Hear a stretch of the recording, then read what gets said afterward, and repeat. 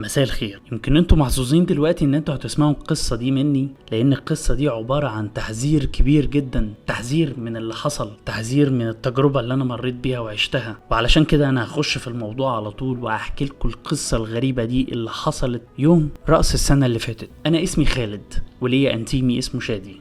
في يوم راس السنة احنا مكناش عارفين هنقضيه ازاي. احنا قلنا كالعادة هنقضيه في الكافيه المعتاد بتاعنا، هنلعب بلياردو، هنشرب حاجة، يعني زي ما احنا متعودين. اي تجربة بتبقى مع شادي جميلة جدا، ولكن الشيء لو زاد عن حد بينقلب للضد. اليوم ده شادي حب يغير حاجة جديدة. الكافيتيريا دي ليها طريقين، ليها طريق عادي وطويل وليها طريق مختصر، ولكن مشكلة الطريق المختصر ده انه بيعدي من على التراب. فهو ده الاقتراح اللي شادي طلبه مني. قال لي ايه رأيك نقضي وقت شوية كده في التراب على اساس التحدي، ونحكي البطولة ديت او البطولات بتاعتنا ديت لاصحابنا في الكافيتيريا، ويبقى ايه حكاوي على القهاوي. قلت له تراب يا شادي؟ انت عاوزنا نعدي من التراب ونقعد فيها شوية على اساس ان ده تحدي؟ يعني انت عارف ان احنا خلاص داخلين على راس السنة دلوقتي، يعني مفيش حد هيبقى موجود، كله في البيت، يعني لو حصل حاجة محدش هيلحقنا. قال لي يا عم جمد قلبك شوية، وانت خواف ولا ايه؟ انا بصراحة ما بخافش، بس حسيت ان انا مقلق شوية. فضل شادي يضغط عليا ويقعد يقول لي يا عم ما تعرقبهاش، ما تبقاش خواف يا عم، ده حتة صغيرة، هنقعد وقت صغير كده بس تحدي كده نتفرج، يعني نمشي التراب كده براحتنا ونتفرج عليها وعلى تفاصيلها. قلت له تفاصيل ايه اللي بتبقى بالليل؟ انت مجنون يا عم.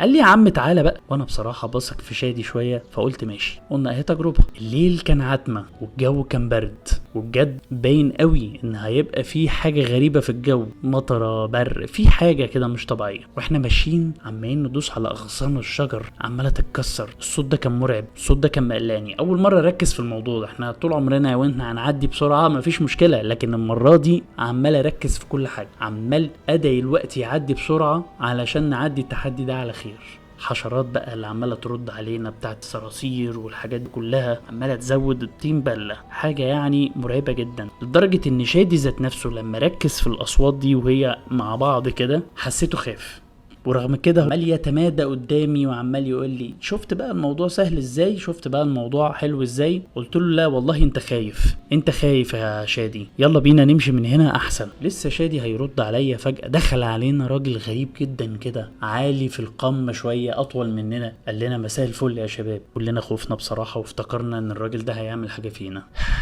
تخيلوا كان طالب مننا ان هو عايز يولع سيجاره، بيسال على ولعه. شادي كان بيشرب سجاير، قام راح جاي من اول الولاعه، والراجل راح جاي مولع السيجاره وبيسالنا انتوا ايه اللي دخلكوا هنا. طبعا احنا مش هنقول له بقى تحدي وان احنا نفضل شويه في التراب وان احنا يعني بنعمل حاجه كده ذكرى لراس السنه. فقلت له احنا بنعدي بس وخارجين على طول علشان الكافيتيريا في الحته الفلانيه وده طريق مختصر. الراجل راح جاي محذرنا وقال لنا طب احسن لكم تخرجوا من هنا بسرعه، وراح جاي مسلم علينا ومشي. شادي فضل يراقب الراجل كده وهو مقلق. انا لاحظت ان شادي فعلا خاف. قلت له شفت مفيش حاجه هنا بتبشر بالخير، لا جو ولا ناس وتراب يا عم يلا بينا. راح جاي شادي برضو متمادي ويقول لي انت الراجل خوفك ولا ايه؟ وبعدين يا شادي انت باين عليك خايف، انا مش فاهم فيه ايه، وانت عمال تتمادى ليه وتكابر في الموضوع. قلت له انت ما شفتش منظره؟ انت ذات نفسك عينيك باين عليها الخوف، ده كانه واحد ميت من التراب وبيتمشى. شادي قال لي بقول لك يا عم بقى فكك من اللي انت فيه ده، احنا باين علينا تهنا. تخيلوا احنا كنا دايما بناخد طريق مختصر في التراب، لكن المرة دي عشان بنمشي بقى بالتفاصيل وعمالين ناخد حارة حارة وحتة حتة في التراب تهنا. احنا فعلا مش عارفين احنا فين، والدنيا ضلمة جدا زي ما قلنا.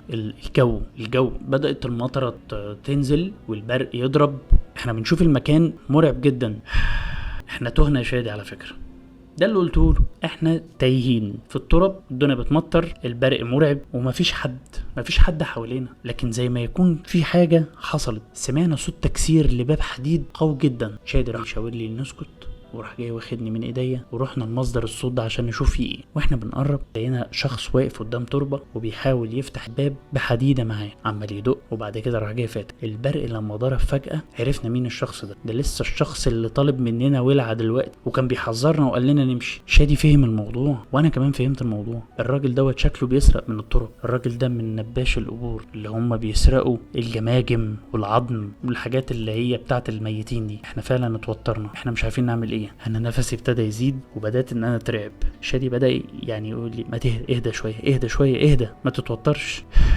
مش ده بس اللي وترنا، هو الاقوى من كده ان احنا فجأة سمعنا صوت كلب باين عليه مسعور جدا بدأ يصغر لنا ويصغر للراجل، وفجأة راح جاي زي ظل كده، فجأة جري وراح جاي ناطط على الراجل. احنا ما نعرفش الكلب ده جه منين، باين عليه كده طلع من تربة من التراب اللي حوالينا. شادي فهم الموضوع وفهم ان الموضوع مش طبيعي. لما لقينا الكلب ان هجم على الراجل بدأ يتوحش ويفترسه بشكل غير طبيعي. الراجل بدأ يصوت ويصرخ واحنا مش عارفين نعمل ايه وتايهين. شادي في الحالة دي راح جاي قايل لي اجري يا خالد. انا جريت ببص ورايا ما لقيتش شادي. انا شفت حاجة غريبة، الكلب هو بيجري بينط فجأة على شادي، وشادي صراخه كان اخر حاجة انا سمعتها. انا فضلت اجري اجري اجري اجري اجري لغاية ما لقيت الطريق. انا معرفش انا ازاي خرجت من التراب. فضلت انادي على الناس، فضلت استنجد بالناس، اروح للكتيريا قعدت استنجد بالناس واقول لهم يلا يا جدعان شادي في خطر، شادي في خطر في التراب، حد يلحق يا جدعان. الناس كلها استجابت ليا ورحنا عشان ندور على شادي وعلى الراجل وعلى التربة اللي اتفتحت. مفيش اثر، مفيش اثر لحد نهائي، وكأن القصة خيالية. حالتي النفسية تعبت،